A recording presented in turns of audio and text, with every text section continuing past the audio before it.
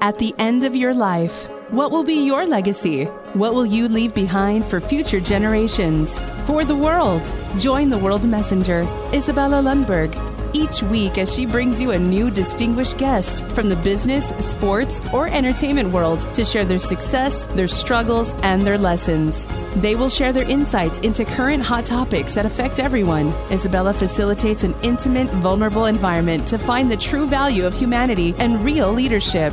Are you ready for your legacy? The legacy that matters? Hello, my beautiful friends. It's Izabela Lundberg, the World Messenger, and I'm inviting you for another epic episode here on the Legacy Leader Show. I'm super excited to introduce you to someone who I know not only just through social media and posts, right, but also through some of the background that I have chance to actually read and hear him share tons of wisdom. Obviously, he is a fantastic author, speaker, success coach, contributor to Forbes Coaches Council, one of my great colleagues there, and sharing always phenomenal insight. And I cannot wait for you guys to benefit from him as well. Without further ado, my guest is joining us from Detroit, Michigan, and welcome, Brian. Brian Bartes is with us here today. Brian, how are you? I'm doing great today. Thanks, Izabela. I appreciate the wonderful introduction, and it's great to be on the show with you today.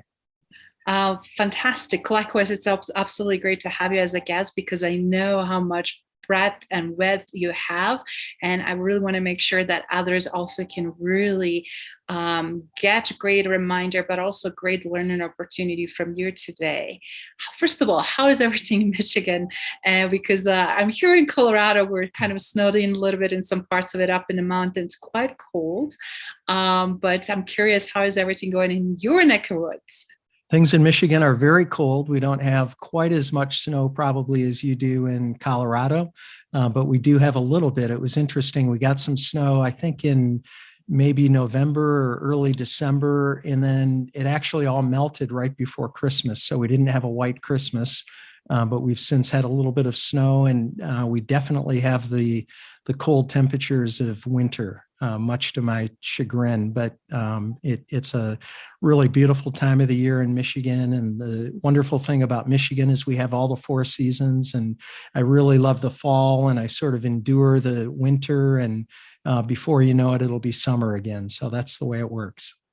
Yes, I can relate to that, but I'm so glad that at least things are, going well and no major ordeals, because as we look at the landscape, our fellow Canadians that are just across from you are on lockdown again, and some other parts of the Europe and other parts of the world. So I feel like we're lucky in many ways, aren't we? Well, we are. And here in Michigan, we've been fortunate because we had a governor that you might remember early in the pandemic, the governor was one of the more strict governors in terms of mandates and that sort of thing. And what's happening this year, though, Izabela, is that we're in an election year. And so last night she had the State of the State address. And interestingly, and this isn't a political commentary, but she's backed away from a lot of the very strong mandates that everybody around the country read about in the paper, and she's not talking about those things nearly as much. And I think part of it is because we're obviously in a different climate today than we were, say, in March and April of 2020, and even over the last couple of years. And then part of it, though, I think is a little bit of political positioning. She's had some backlash and opposition to a lot of her policies, not just the COVID policies, but I think she recognizes that if she wants to get reelected in November, that she needs to adjust a little bit. So that's where we're at here. That is fantastic. And I'm so glad you shared that, because what is really showing is when it's true crisis, right? When it's true danger, either it's in working environment or with the teams or people that we're responsible for, we have to figure it out. What do we do to preserve them, to help them as leaders of organizations, right? As a leaders of enterprise, not that it's only financially responsible, but is also people responsibility there as well. And I love what you said, teams change, even in the two periods period of 2 years, I can't believe that already is there. How much dramatically some things went for better, some things a little bit worse, but ultimately how it's important to pivot. So you are a master of pivoting. For anybody that had a chance, obviously you're phenomenally astute as a financial officer and dealing with looking things in portfolios from financial perspective and how healthy or not healthy organizations are and what they should or should not be doing. So do you mind sharing a little bit, what are you seeing right now as a trend or as something that truly can help people to establish that strong footing with these changes? Sure. And Izabela, you use the word pivot, which is a fairly new term, I think, in the way that it's being used today. And it's obviously a popular term. When you say pivot, everybody knows what that means. But I've been talking about a related word that really means the same thing, and it's adaptability. And I've been saying for years that adaptability is the key success trait of the 21st century. And isn't it interesting that in these last 2 years, we've had to adapt more than ever before in every area of our life, whether we're talking about how we work. So there are so many people who are working remotely and in fact have worked remotely since March or April of 2020, have no set date on the horizon as to when they'll go back into the office. So think about that. That's revolutionary. So for somebody who's 40 or 50 years old, 60 years old, they've been their entire lives, they've been used to going to the office or going to their workplace. And now their workplace anyway has been turned completely upside down, and they've been forced to adapt, forced to pivot and have their home their workplace, which, as you know, creates all kinds of challenges, especially for people who aren't set up for that. And I think a lot of people really had to adjust to that in the beginning. So like, hey, I don't really have a place to work. So now I need to take the family room and make that my office, or I need to carve out a little corner of the basement and make that my office, or I need to take this place that was my office and I need to bring some equipment from work so that I can function just as effectively or even more effectively than I did when I was at the office. So that's just one example. But for those people who are working at home, now they're with their spouses all day long, every day. They're with their children all day long, every day, with their pets, and their pets have grown accustomed to having them at home rather than being let outside in the morning and then maybe being in a crate or being alone at home all day, and then they come home in the evening. So that's just one facet of life where people have had to pivot or had to adapt in a very, very dramatic way. And some people have done that really, really effectively. And with the state of mental health in our country and in the world right now, some people are really wrestling with that. And again, that's just one example, the workplace. Life has changed in just about every way imaginable because of COVID.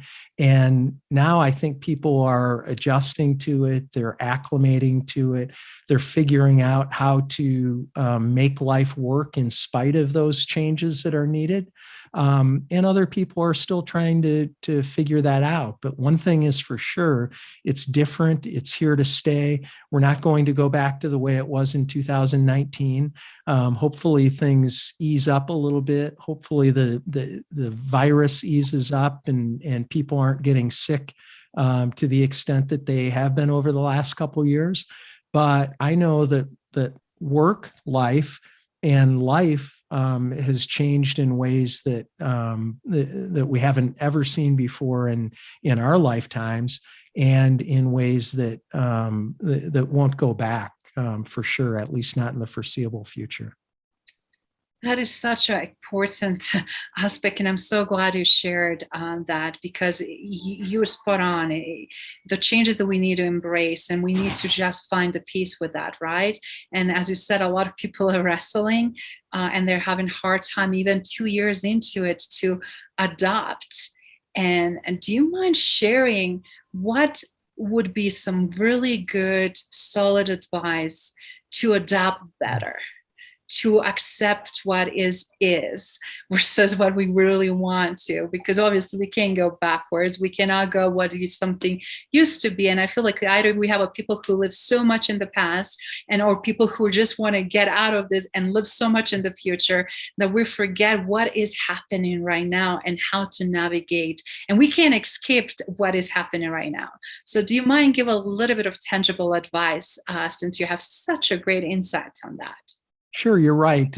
We can't escape it. There's no going back, and we really don't have control over our circumstances. Viktor Frankl, who is an Austrian psychiatrist and was a POW in World War II and in a concentration camp, one of the things that he talked about and wrote about was about how, even though we don't have control over our circumstances, we always have control over how to react to our circumstances. And when you think about somebody who survived a concentration camp and seeing the horrors of people being killed, seeing the horrors of his own parents being killed and relatives being killed and people around him, seeing people just mentally deteriorate and face such atrocities under those horrific conditions. And yet Frankl was able to, and not only himself, but also show others how they always have a choice about how they can react to their circumstances. And so I think the first part, the serenity prayer says, give me the power to change the things that I can change and accept the things that I can't change. It's a lot easier said than done. But I think just really recognizing that this is here to stay, that it's not something, we're not going to wake up one morning and learn that it's been a dream for the last 2 years and it's going to go back to the way it was before. So it's not resignation per se, but it's just recognition that things are different, recognizing that the reality that we're faced with today is going to be, like I said earlier, the reality for the foreseeable future. And then we can start to think about, okay, if that's the case, and if this is if these are the cards that I'm dealt, then how am I going to play my hand? And there's certainly some things that people can do around that. I think one of the things that people really wrestled with early on was isolation, right? So everybody was told to stay in their homes, and people were, for quite a lengthy period of time, restaurants were closed. If people were used to a social life, so my wife and I are very active socially with friends, and we go to concerts and plays, and we go out to dinner regularly. And so when you're used to that kind of lifestyle and then everything is completely shut down, that's alarming. And that's a huge change. It's a huge shift. And so I think people really, some people were okay with that. So maybe the introverts adapted better to that than the extroverts or the people who really had busy lifestyles outside the home. But that first part, just recognizing that that's the way it's going to be, and then starting to figure out how to adapt. And one thing that's happened, certainly as things have opened up, as restaurants have opened up, as concerts have started to happen and plays and that sort of thing, is people have started to be more social again, and they've been cooped up for a long time. So I remember my wife and I were in Manhattan in December. New York and during the Christmas season is a wonderful, wonderful time. And what I was surprised by was how busy it was, how absolutely packed Manhattan was. It was very difficult to get a restaurant reservation. It was very difficult to even find a place to stay, even though we had planned ahead of time to do that. And the reason for that was people were clamoring to just get out and do something. And so for people who aren't able to do that yet, still that social interaction is so important. And so whether it's calling somebody on the phone, or now with YouTube and with FaceTime, and there's so many ways that we can connect with people. Yeah. And we need human connection, right? As human beings, we need to be connected with people. Even introverts who don't get their energy from being with people, we need to be with people. The studies of babies who are raised early on and don't have that nurturing, don't have that physical touch, and the effect of that. Well, it's the same way with adults, and it's the same way with teenagers and young children, and we all need human interaction. So one of the things that we can do is make sure that we still get that connection. And the easiest way to do it is just picking up the phone. So it's not email, it's not texting, it's true human interaction where you get on FaceTime or get on YouTube, or however you connect with people, getting on the phone and hearing somebody's voice. That alone, I think, does wonders in terms of helping people to adapt. I think that is fantastic point, and you spot on. After virtualization for so long, and you're lucky, obviously, you have wife, you live with family members, but a lot of people are single or alone or remote, and then also just virtually interacting. And I'm sure it's really eating up on a lot of people on their performance or their focus, as well as obviously overall well-being, as you mentioned, on their mental health. But I love what you published recently. Obviously, one of your latest book is Life Lesson, A Guide to Creating and Living Your Best Life. And it's so interesting right now. It's like, what would you advise given what you portrayed in that book, which I love the title? How is that living the best life translating into current environments? What would you recommend people to focus, instead of obviously focus on what we cannot do, to focus on things that we can, but going a little bit deeper, given how well, again, the pain points, what would be some of your recommendations? Yeah, one of the things that I've noticed, Izabela, over the last couple of years is there are people who are struggling, and there are people who are suffering, and there are people who have sort of clammed up and cowered and feel defeated and feel deflated. And by the way, those are all very natural feelings. And what's happened as a result of that for some people is they've really stagnated. They haven't progressed at all over the last couple of years. And the other thing that I've seen, though, is with some people, they've made the decision that in spite of the circumstances, so it goes back to the Frankl quote, in spite of the circumstances that they find themselves in, they've made a decision that they're not going to let the circumstances stop them from achieving whatever it is that they want to achieve.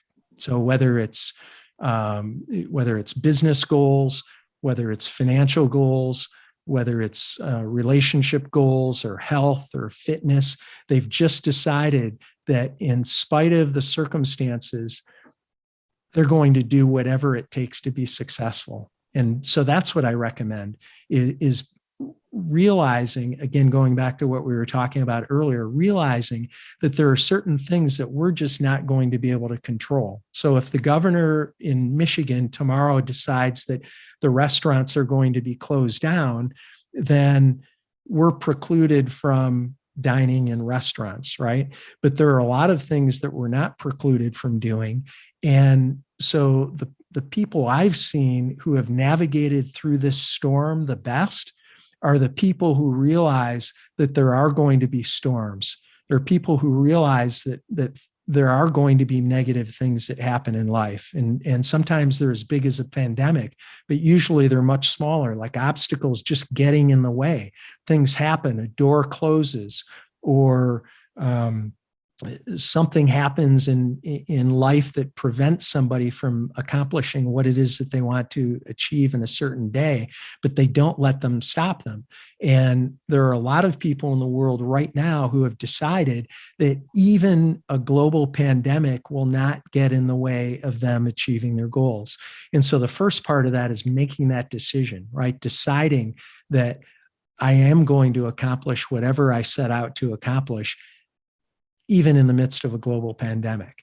And then the second thing is planning for that. So, okay, I've made the decision to do that. There's a joke that says there are 5 frogs on a log, and 2 of them decide to jump off the log. How many are left on the log?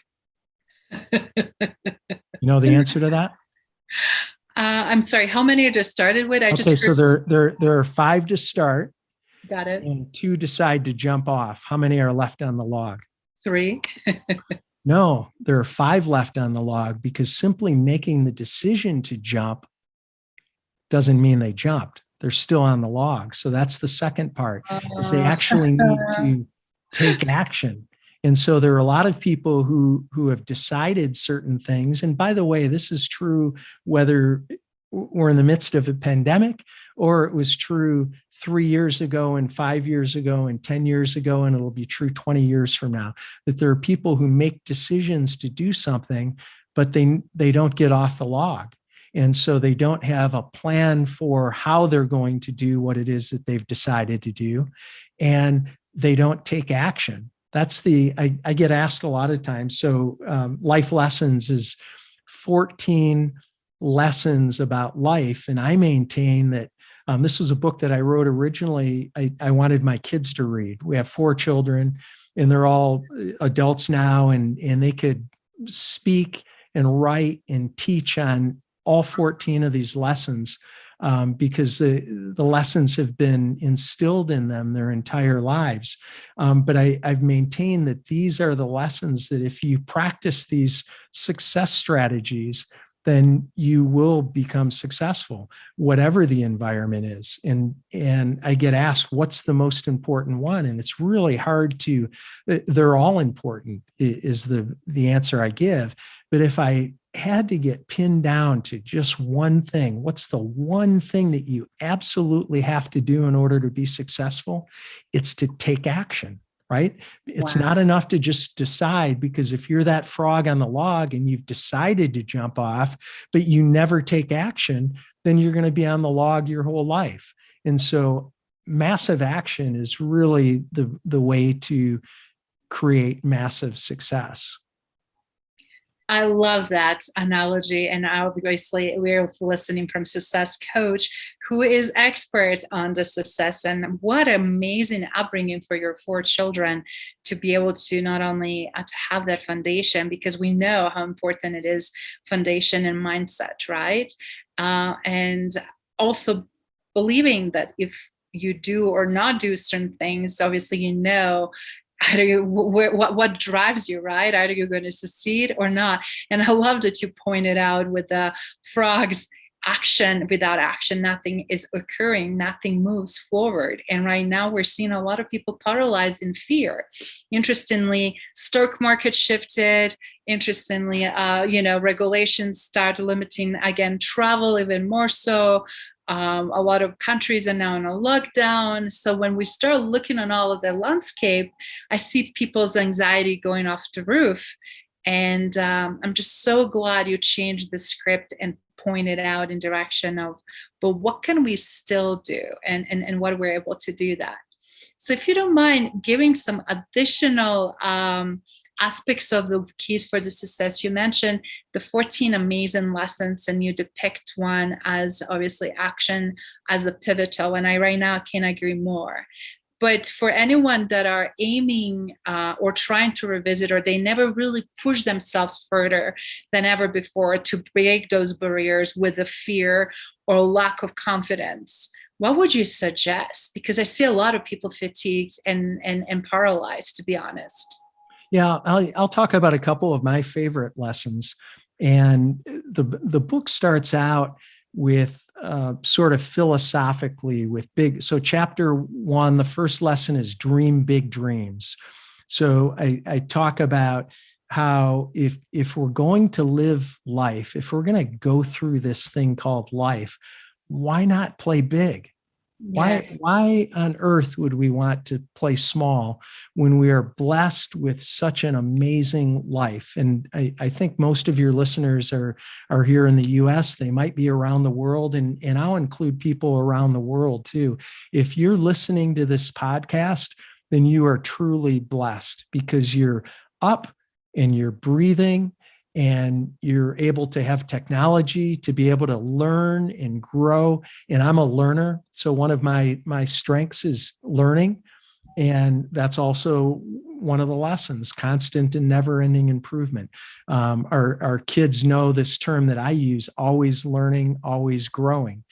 So that's very important to me, but we're all incredibly blessed to have this life. And so I just think that since we're here, let's play big. The second lesson is always believe in yourself. And so again, these are big, sort of lofty philosophical concepts. And then what happens through the book is we get very practical. So we have success habits. Develop success habits and practice them daily. And I go through 15 key success habits, and a couple of them are etiquette habits, which I think we've lost a lot of basic etiquette. And so I throw those in there. Again, those were sort of for my kids that I threw those in there, but they include doing things that most people don't do. And so they're really simple ways of demonstrating that you care about people and that you're going the extra mile. I tell my kids, if you don't have a strategy for something, just do the exact opposite of what most people in the world are doing. And that's a pretty good start. You want to go against the grain of society and go against the grain of popular thought. And again, just as a general success principle, that's a pretty good one. It's a good one in investing. There are a lot of people over the last, so we've seen some market correction. There are a lot of people who have gone in during that market correction and they're buying. You're probably like that, Izabela. I suspect that you're a contrarian. And so when the market's crashing, that's when you're buying. And when the market is going through the roof, that's when you're selling. And that's not a bad strategy. So we talk about success habits. And then toward the end of the book, we sort of go back and get more philosophical and more general and talk about really the essence of life. Excuse me. And so one of the lessons is make a difference in the world. And so we talk about the blessing that we have. And with that blessing also comes responsibility. And I think that we're here not only to create success for ourselves, not only to create a great life for ourselves, not only to learn and grow ourselves, but in fact to impact others, to be of value to people, to add value to people, and to add value in the world. And then the last lesson, and we can come back to talk about the specifics of any of them I've talked about, or we can talk about a couple more, is to make each day your masterpiece. And that's really about being intentional. So it goes back to sort of to the beginning of our conversation. And so make the decision to play big, make the decision to dream big dreams, make the decision to make a difference in the world. And once we do that, we want to be very, very intentional about how we go about that. So we create a plan for that. We don't just make a decision, we make plans around that decision. We think about, Stephen Covey talks about in his book, The 7 Habits of Highly Successful People, one of his habits is begin with the end in mind. So we think about where it is that we want to go, what the target is, and where we are, and then how do we bridge that gap between where we are right now and where do we want to go. Wow, that is so rich and you spot on because I remember it was easier to carve the path when things were less complicated or complex, right? But with complexity comes a lot of pieces that we have to take in consideration. And then if we're never experiencing magnitude of change as we're seeing right now, it's kind of hard to feel like, do we even know what to do, right? And sometimes we don't even believe or trust that we actually may already have the answer, right? Because depending on foundation and depending on experiences and risk level and places we've been before. But I'm curious, as you were mentioning and sharing all of this, you also mentioned how much it is obviously important to adapt during these current times.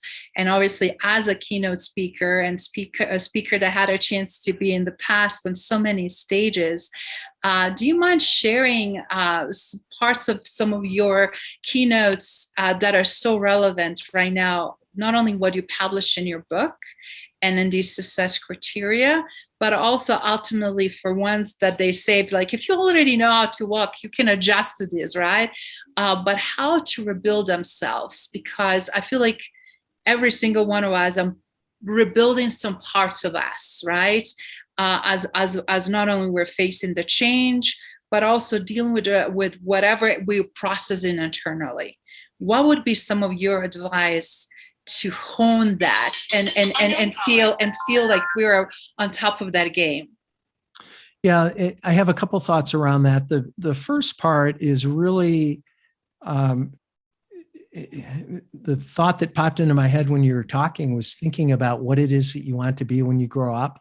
Yes. Now, obviously, we're grown up, so maybe the adaptation of that question is what do you want to be in the next iteration of your life? Because for a lot of people, you mentioned speaking, the speaking business, the event business, businesses like that, have been turned upside down in the pandemic.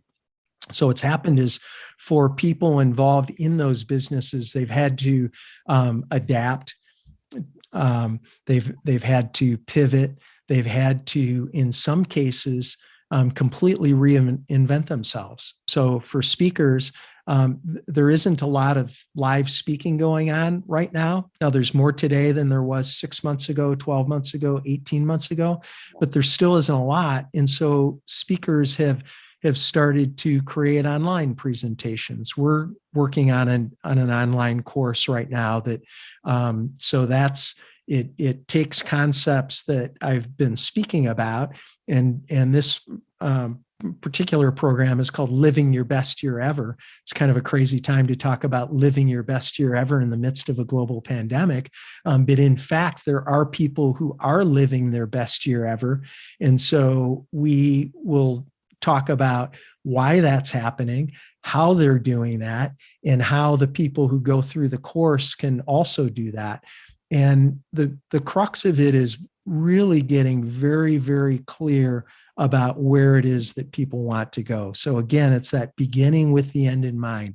If you think about, so we're toward the beginning of the year, we're a month into the new year, 2022. And so when we think about where it is that we want to be at the end of the year, we can map out what that looks like, right? We can get very clear and very specific about what that looks like. And in my coaching business, my clients tend to be small business owners, entrepreneurs, self-employed professionals, and they invariably come to me because they want to work less and make more, right? They want to grow their business. They want to have more free time.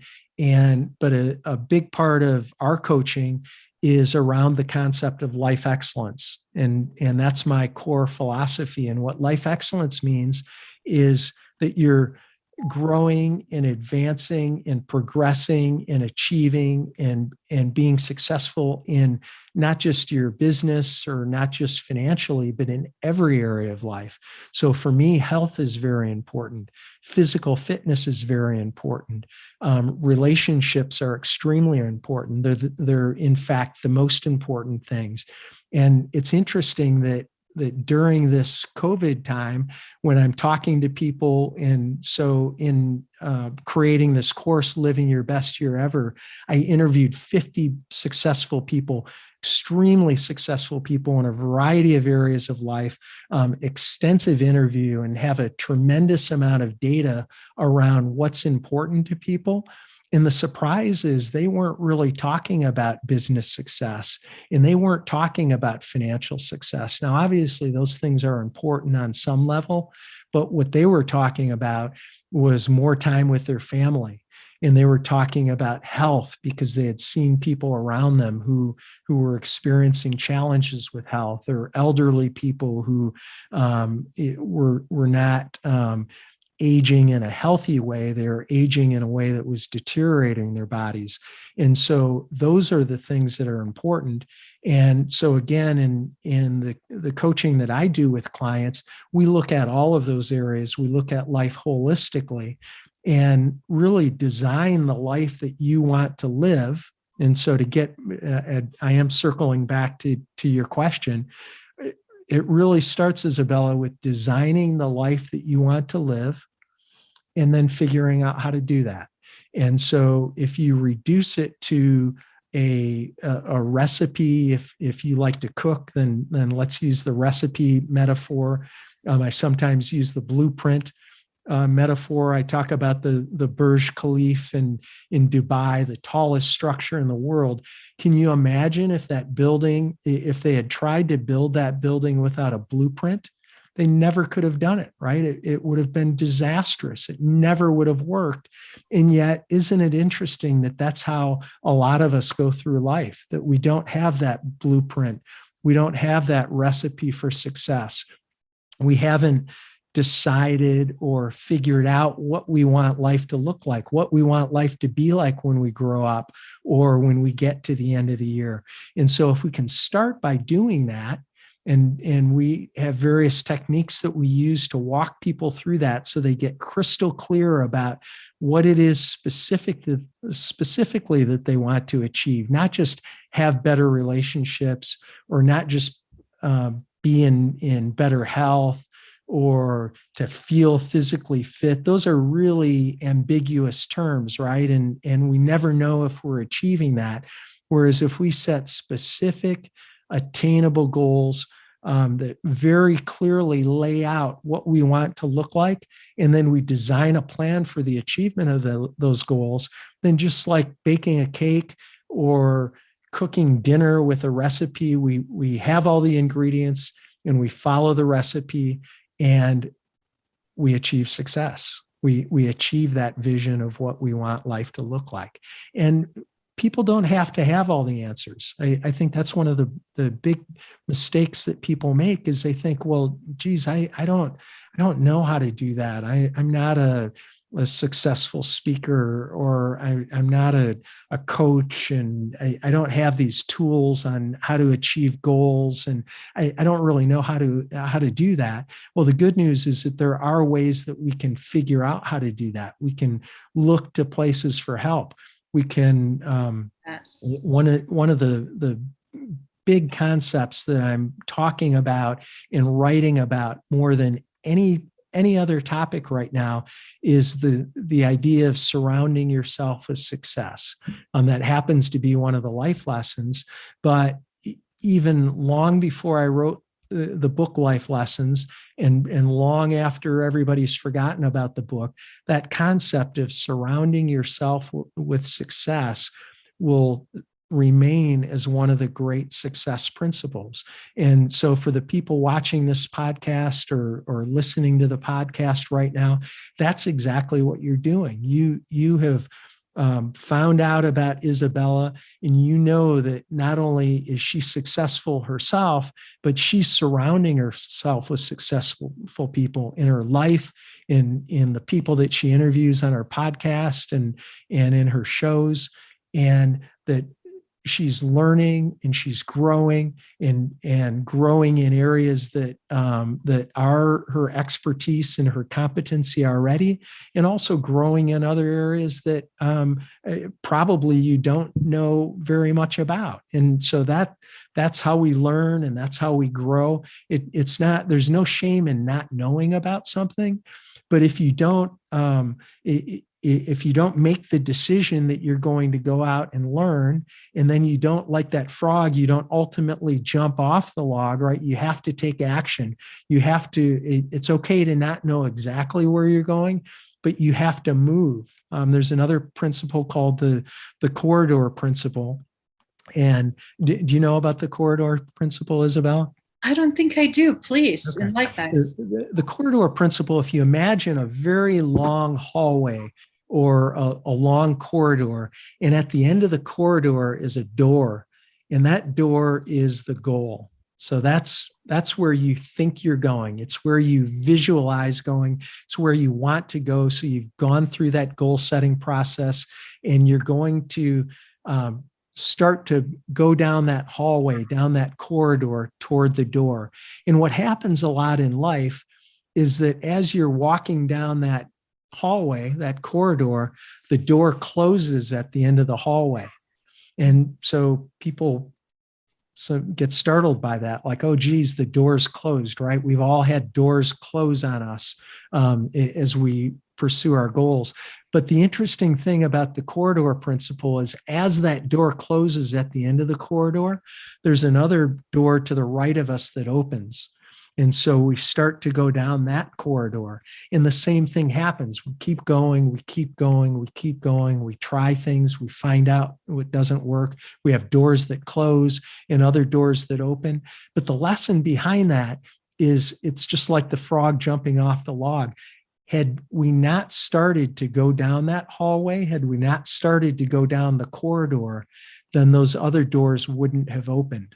And so it's by taking action and trying things. And a lot of the things that we try aren't going to work, and that's okay. But we want to keep going, keep going, keep going.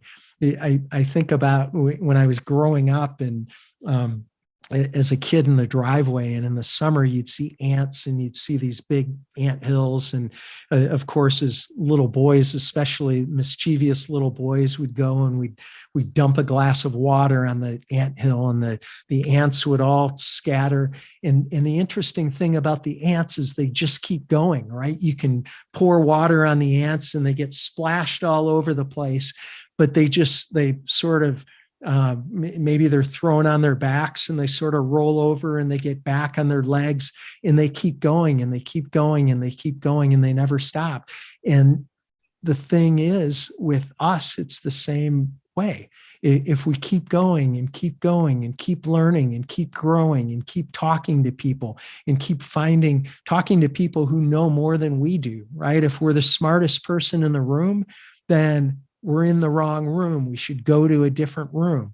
And again, kudos to you, Izabela, and kudos to your audience watching and listening to this podcast, because you get this stuff, right? I'm preaching to the choir. You're learning and you're growing. And it's no wonder that you're successful. Thank you, Brian. This has been a great share and a lot of, as I call it, golden nuggets, and opportunity to really revisit what we're doing right. What can we pivot? What can we adjust? What can we slightly change or change altogether? And I love the concept of corridor, because we sometimes think we know exactly where we're going to land, and yet they might not be the right door, as you pointed out. So with everything that you've been doing, and obviously being a lifelong learner and author and speaker and success coach, and also helping people from financial standpoint to make a better, smarter decisions, where are you headed in 2020? What do you see that is coming, so that others also can look at through your lens and prepare better to tackle this year as a true champion? Yeah, I'm super excited about 2022, by the way, and I have no idea what's going to happen to this pandemic, and I'm not waiting for that though. So this course that we talked about, Living Your Best Year Ever, we're getting ready to launch that in beta form, and then later in the year we'll be opening that up. So that's one big project that we're working on. It's really a culmination of over 30 years of success, the study of success and personal development that's getting rolled into that. The other thing is that I'm working on a book. So I'm in 2022, I'll be releasing what will be my 5th book. And this is actually a goal-setting book. I won't share the title yet because it's not set in stone, but my working title is Big Dog Goals, and it's going to be about how to set and achieve big goals, how to play a bigger game, how to expand your thinking about what's possible, and then go out and actually make that happen. So those are probably the 2 biggest things. We're starting at least one mastermind group, which will be a small group of about 10 or 12. And again, this is really geared toward small business owners, entrepreneurs, self-employed professionals. And the value of that mastermind group, Izabela, is that these folks will get in a room together once a quarter, 4 times a year, and it will be like having an advisory board. And these are going to be super smart people that are screened. So you can't just say that you want to be in and you're in. There's a tight screening process. There's an application process. And so the value for the people in that is that they'll have, if the number's 12, then they'll have 11 advisors sitting around the table, and they can bring the challenges that they're having. They can share their successes, and they can be celebrated by others. They can get input from others. They can get advice from others about how to take their businesses and their life to the next level. So when you think about surrounding yourself with success, that's something that your listeners can do on their own. If you want to put together a group like that, you can come up with your own mastermind group, or even some people just they have what's called accountability partners. And so, because the hardest thing it isn't to make the decision or even to come up with the plan. The hardest thing, as you know, Izabela, is to take action and to follow through. And even for what I call action-oriented superachievers, I mean, sometimes we just get up and we're operating at an 8 on a scale of 1 to 10, right? Not a 15 on a scale of 1 to 10. And so if you're like that, if you think that accountability would be helpful, then that's something that you could do. If you want to start working out in 2022, then get a buddy, and maybe it's your spouse, or maybe it's your friend, or maybe it's somebody that you met on Izabela's podcast, and create that accountability structure so that when it's different when you tell yourself that you want to do something, and then you get up tomorrow morning and you think, oh, geez, I didn't get that much sleep, or I'm not that well rested.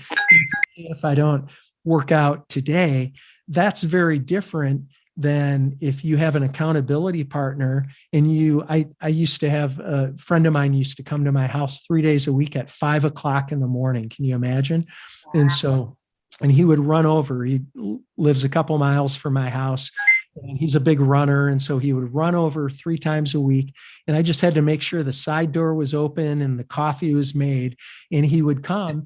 And so imagine having that structure. And if I didn't get out of bed, then he would be on the side of my bed shaking me and saying, come on, Brian, let's go down in your gym and work out. And so that's a great structure that people can create, and you don't have to spend money to do it, right? You just have to have someone who is equally committed, not only to their own success, but also to your success. And even, again, back to the mastermind concept, you can certainly do that with a group. It's a little tougher to orchestrate with a group of people. And you know that people find lots of excuses and lots of reasons to not do what they say they want to do. But those are structures that people can put in place that can help them to take one area of their lives or every area of their lives to the next level. Excellent points. Wow. You are definitely on the fire. And I love everybody watching and listening what's possible, again, to do when you put your mindset, when you focus on possibilities, when you know where you're going and what are you as a result creating. Listen to that, from book to groups to great actual program that's going to be launched, and so much more. And with that in mind, before we close for today, which is really going very fast, Brian, do you mind sharing with us, like you already have established credibility and great legacy, not only in sphere of your family and friends, but obviously in the business. So what is your aim? What are you hoping to be remembered as your ultimate legacy? Obviously, you have amazing books, and definitely we'll in a second learn where we can find them beside Amazon. But what is your true calling that you still feel like you did not fulfill yet? Yeah, my true calling is very simple. And before I share it with you, just circling back to the last point and something you just mentioned, that people can find out about all these things at my website. And if it's okay to share that, Yes, absolutely. it's brianbartes.com. That's BrianBartes.com. We have lots of free tools. All the things that I've talked about on the show today, you can learn more about on the website. I also have a podcast that you can learn about. I won't go into the details of that. We don't have time to do that. But my podcast is called Life Excellence, and you can find that on YouTube or again on my website at brianbartes.com. That's BrianBartes. Thanks for that, Izabela. In terms of my legacy, it's very, very simple, and it's always been simple. I want to add value and make a difference in the world. And now, would I like to do that in big ways? Of course I would, right? Everybody would. But what's far more important to me and what's far more achievable for me is, and this was really a great aha. It was just was so wonderful when I learned this years and years ago, that the big stuff will take care of themselves. So maybe this book, Big Dog Goals, will be a New York Times bestseller, and I hope it is. Maybe this course, Living Your Best Year Ever, will take off and everybody will participate in it, and you'll see it on social media and it'll blow up, and that would be great if it did. But even if those things don't happen, Izabela, I and each one of us every single day has the opportunity to add value to people and make a difference in the world in small ways and in transactional ways. So you and I are talking today one-on-one. I hope that in some small way I've added value to you, and I hope that I've also added value to your audience. Every single day, even in this COVID environment. Now, some of us are still cooped up in our houses. And so with that possible exception, we're interacting with people every day, right? Even if it's on the phone, even if it's on FaceTime or YouTube or not YouTube, on Zoom. I think I've said YouTube a couple times earlier, and I meant Zoom. But however we're interacting with people, and wherever we're interacting with people, and whenever we're interacting with people, Izabela, we have the opportunity to make an impact. And that's what I want to do. One-on-one, in every transaction, if I can just add value to people when I interact with them, then I've achieved my legacy. That is brilliant. And I love that, because it is all about, as you said, intention to lead with the value and make an impact. And obviously, you definitely are doing that incredible job. And I cannot wait to see how far and what else you accomplish and reach. So we'll definitely circle back down the road back to you, Brian. But in the meantime, we really wanted to thank you for taking time to join us today on the Legacy Leader Show and share some of your golden nuggets and wisdom. And one more time, people, I will have a link also. People can find you at your personal website and get more information about all of your great work, including a lot of these great books that you already published. So, Brian, it was an absolute pleasure to have you with us today. Thank you so much, Izabela. The pleasure's been mine. You have a wonderful podcast. I enjoy listening to it. And I really, really appreciate you having me on the show today. It's been terrific. Thank you for listening to Legacy Leader Show. If you enjoyed the content and had a positive experience, then please leave us a positive rating. In addition, leave us a positive review whenever you are listening on whatever platform there might be. Make sure your friends and family also know about the benefit and value that we provide and what we have to offer. Cheers.